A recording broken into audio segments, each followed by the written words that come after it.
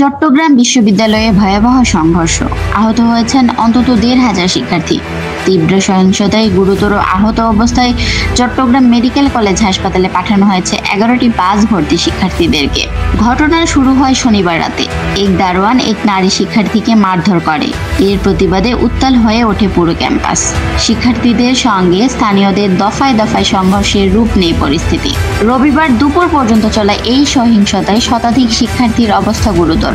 চবি medical centre থেকে প্রাথমিক চিকিৎসা শেষে তাদের পাঠানো হয় চমেক হাসপাতালে।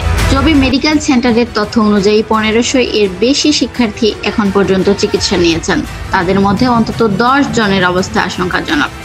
এই সহিংসতার পর হাটহাজারী উপজেলা প্রশাসন দুপুর ২টায় ১৪৪ ধারা জারি করে, যা বলবৎ থাকবে আগামী সোমবার রাত ১২টা পর্যন্ত। বিকেলে যৌথ বাহিনী ক্যাম্পাসে গিয়ে পরিস্থিতি নিয়ন্ত্রণে আনে। এই ঘটনার রেশ কাটতে সময় লাগবে অনেক। শিক্ষার্থীরা আতঙ্কে, শিক্ষা প্রাঙ্গণ যেন এক যুদ্ধক্ষেত্র।